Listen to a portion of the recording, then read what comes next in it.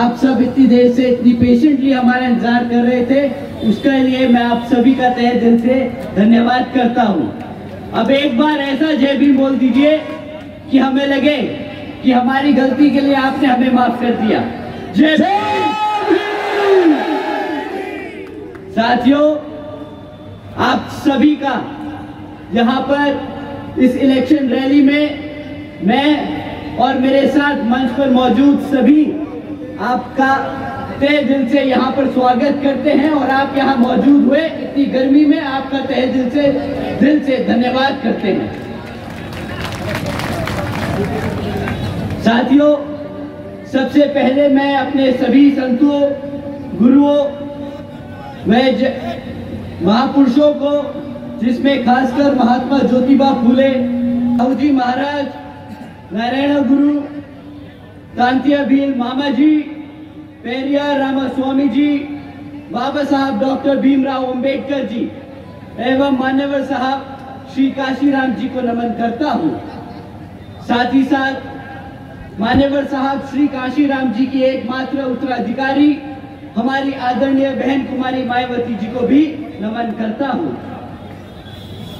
उत्तर प्रदेश की 4 बार मुख्यमंत्री, लोकसभा व राज्यसभा की कई बार सदस्य रही आदरणीय बहन कुमारी मायावती जी, जिन्होंने अपने सभी SC, ST, OBC एवं अल्पसंख्यक समाज के साथ साथ सर्व समाज में से गरीबों और कमजोरों के लिए अपना पूरा जीवन समर्पित किया, तो मुझे गर्व है कि मुझे ऐसे महान नेता के नेतृत्व में काम करने का मौका मिल रहा है। मैं आदरणीय बहन कुमारी मायावती जी का हार्दिक अभिनंदन और आभार व्यक्त करता हूं। साथ ही साथ आज यहाँ मंच पर मौजूद हमारे सभी छोटे बड़े पदाधिकारी और सभी कार्यकर्ता गण के साथ साथ पूर्व विधायक और जो आपके यहाँ पे आज आपके बीच खड़े हैं, हमारे बलबीर सिंह जी का तहे दिल से स्वागत करता। साथियों, जब बाबा साहब भीमराव अंबेडकर जी ने भारत का संविधान लिखा था, तो वह एक समता मूलक समाज की स्थापना करना चाहते थे और बाबा साहब डॉक्टर भीमराव अंबेडकर जी ने लोकतंत्र की कुछ इस तरह व्याख्या की थी। ये अंग्रेजी में है, मैं पहले अंग्रेजी में बोलूंगा, फिर हिंदी में इसका मतलब समझाऊंगा। A form and a method of government whereby revolutionary changes in the economic and social life of people are brought about without bloodshed। साथियों, बाबा साहब के विचारों को भारत कुछ इस तरह था। साथियों, जहां पर स्कूलों में बच्चों के बीच भेदभाव ना हो, ऐसा है बाबा साहब के विचारों का भारत। जहां पर महिलाओं पर अत्याचार ना हो, ऐसा है बाबा साहब के विचारों का भारत। जहां पर हर जाति और धर्म को बराबर का सम्मान मिले, ऐसा है बाबा साहब के विचारों का भारत। परंतु साथियों, हमारे MP में बीजेपी की सरकार संविधान के हिसाब से नहीं, बल्कि कुछ मनुवादी सोच रखने वाले लोगों के हिसाब से चल रही है। साथियों, श्रीमती भारती कसडेकर जी और उनके परिवार के बारे में आप सभी जानते हैं कि किस तरह इनके परिवार के 5 सदस्यों की हत्या कर दी गई। परंतु साथियों, हैरानी की बात इन 5 लोगों की हत्या नहीं, हैरानी की बात तो यह है कि जब श्रीमती भारती जी 200 किलोमीटर पैदल चलकर अपने ही समाज के गवर्नर से मदद मांगने पहुंची, तो गवर्नर साहब ने उनसे मिलने से ही इनकार कर दिया। जिस सरकार में अपने ही समाज के लोग मदद करने से इनकार कर दे, वो सरकार के बारे में मैं क्या ही कहूं।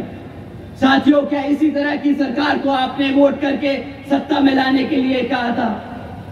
जवाब दीजिए साथियों, क्या ऐसी सरकार को हक है सत्ता में बैठने का जो अपने समाज की मदद ना कर सके? साथियों, आपने रामजी लाल अहिरवार जी का भी नाम सुना होगा। जी साथियों, मैं उन्हीं रामजी लाल अहिरवार जी की बात कर रहा हूं, जिनकी दो मनुवादी सोच रखने वालों ने पीट पीट कर हत्या कर दी, सिर्फ इस बात पर कि उन्होंने उन्हें सिगरेट के लिए माचिस नहीं दी। साथियों, ये उस सरकार का शासनकाल है जो तरक्की की बात करते हैं, जो दावा ठोकते हैं कि हमने भारत को पहला पिछड़े समाज से प्रधानमंत्री दिया।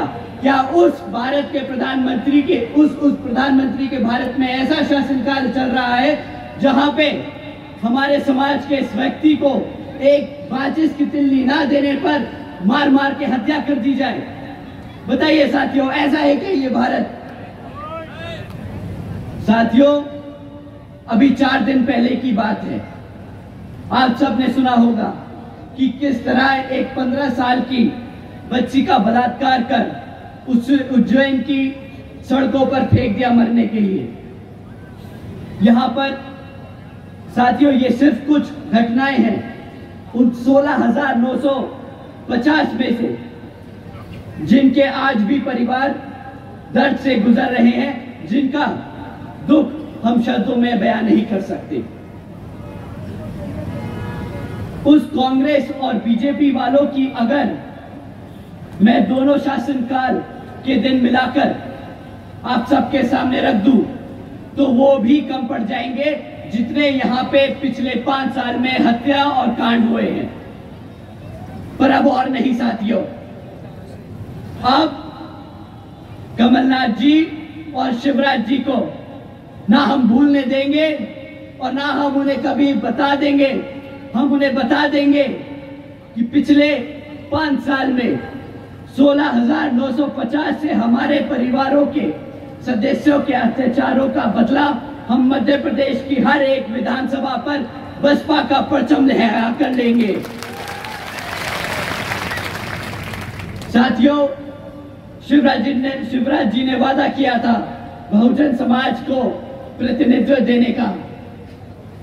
साथियों, शिवराज जी ने वादा किया था हर वर्ष 10 लाख नौकरियां देने का। साथियों, शिवराज जी ने वादा किया था सरकारी कॉलेजेस में मुफ्त शिक्षा देने का। साथियों, आज मैं आप सबसे पूछता हूं, क्या उनमें से कोई भी वादा पूरा हुआ? कोई भी वादा पूरा हुआ? साथियों, उन वादों को तो ना ही पूछे तो अच्छा होगा, पर जो काम इन्होंने हर करके दिखाए हैं, वो काम मैं आपके सामने एक बार रख के दिखाता हूं। शिवराज जी की सरकार नंबर 1 पे पहुंच गई पूरे भारत में हमारे बुजुर्गों पे अत्याचार करने में। शिवराज जी की सरकार नंबर 1 पे पहुंच गई हमारे SC, SC, OBC के साथ साथ अल्पसंख्यक समाज पर अत्याचार करने में। शिवराज जी की सरकार नंबर 1 पर है हमारी बहन बेटियों पर अत्याचार करने में। साथियों, ये बीजेपी की सरकार इतनी बेशरम है कि जब इनकी गृह मंत्री से पूछा जाता है कि यहां पर इतना आतंक है, तो सिर्फ 2 चीजें सामने आती हैं। पहली तो या तो हम सब पे वो उस पद पर बैठ के बहुत बड़ा एहसान कर रहे हैं, या फिर वो आदमी बहुत ही बड़ा बेवकूफ और निहायती गधा है।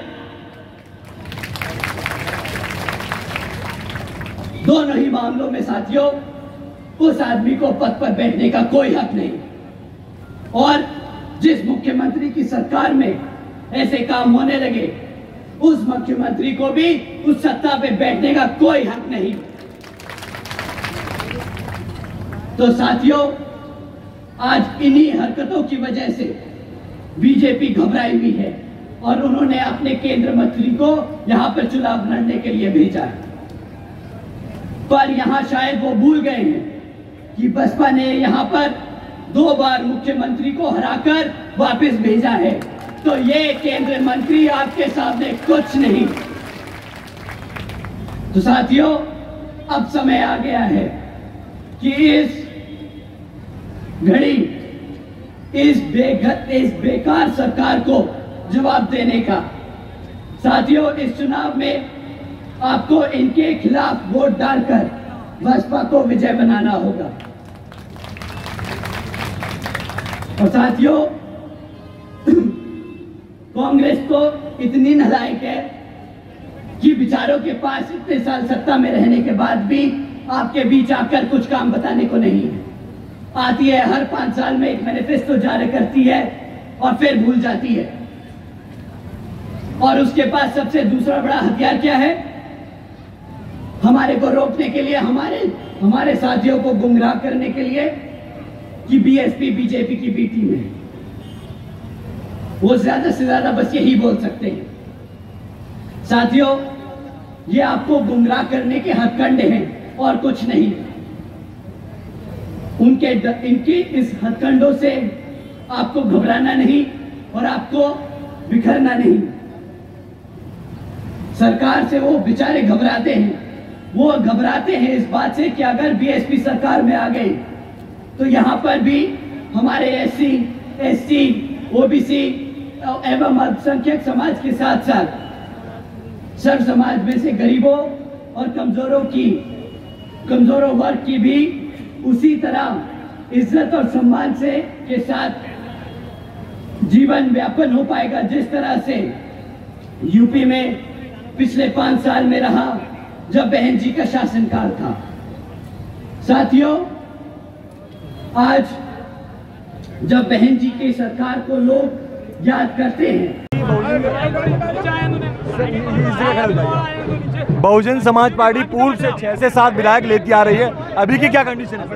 इस बार ये है कि हम 15 से 20 विधायक यहाँ देने का काम करेंगे कम से कम, और हम बाकी सारी सीटों पे भी बहुत अच्छे नंबर पे आगे बढ़ते दिख रहे हैं। लोग जीतने के बाद दूसरी पार्टियों में जाते हैं सर, ये प्रवेश द्वार है बीएसपी, चाहे कोई भी जाति का हो, कोई भी कम्युनिटी का हो, लोग यहाँ से जीतने के बाद दूसरी पार्टी में वो दे देते हैं अपना समर्थन। क्या कहेंगे सर? जैसे कि आप सब जानते हैं, बहन जी ने इस बार ही डिक्लेयर किया है कि हम इस बार अगर समर्थन देंगे तो हम सरकार में शामिल होकर समर्थन देंगे, जिसके कारण मुझे नहीं लगता कि ये तकलीफ हमें दोबारा देखने को मिलेगी। मध्य प्रदेश में इसकी बार क्या स्थिति होगी बीएसपी की?